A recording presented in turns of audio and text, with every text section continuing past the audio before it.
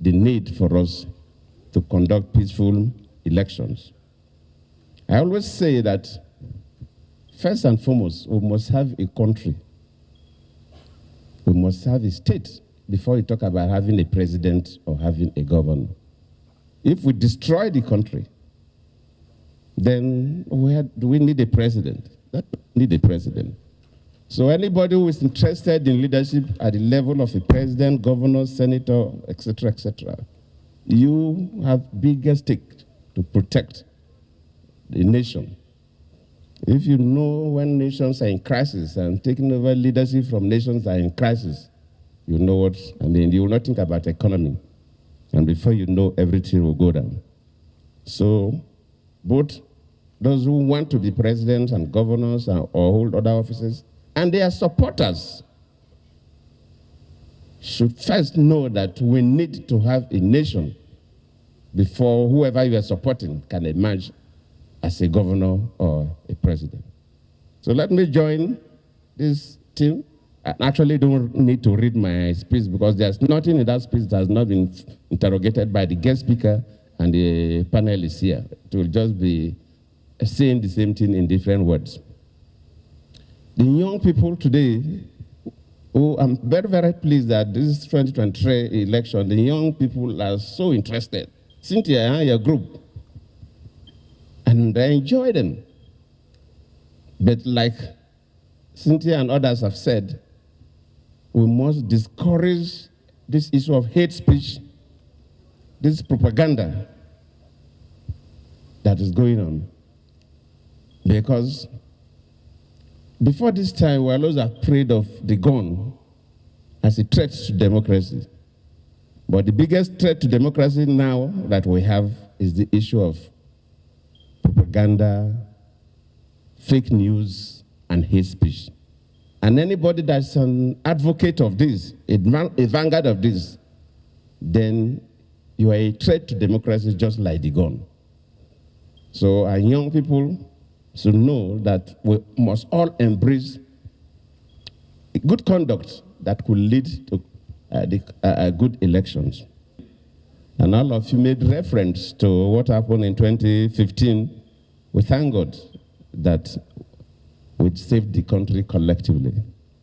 And I always believe, and that has guided my own political philosophy, that first, just like somebody quoted Archbishop Naikon, and I think I believe in that case, what is the motivating factor that makes a politician want to politics?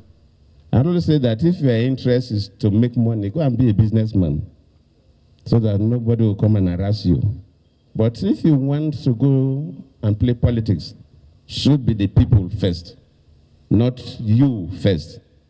And if you're somebody who believes in yourself first, then you have no business going to play politics. But if you believe in the people, truly, you didn't want any of them to be injured, not talk about death, for you to get to any office you want to hold. Advocacy is critical. In human societies, you will not stop talking. Sometimes people are just talking, you think it's not important. If it is not important, then dictators wouldn't have been harassing young people who talk. Because dictators harass those who talk, that means that people listen to talks. And we must not stop talking. And that's the burden of priests like Bishop Kuka. Every day you go to church, the mass, you say it, and the congregation sometimes seems to still be in the same way, but they will not stop talking. And I believe we'll all continue to talk until our country is better. And really we have improved. For those of you of my age and above who witnessed the elections before the independence in 1960, we were children, we didn't participate, but we saw what was happening before 1960. Then during the military, then of course, military, Second Republic, Sagare's time, we witnessed the elections. We were fairly, of course, I was already undergraduate then, so we participated in one way or the other. After that, we witnessed elections of zero-party election, especially local government zero-party election during the military time. And if you look at the conduct of the elections up to today, there are significant improvements. So we should not give up. There is significant improvement from that time if you really reflect back. I remember that on zero-party elections, whenever I go to my village, these young people, I was not involved. The election day, before you know, materials will arrive. Some young people will carry the material, run into the bush. Late in the afternoon, they will come out. They are going to Ogbea Town, the local government headquarters. Elections have been concluded.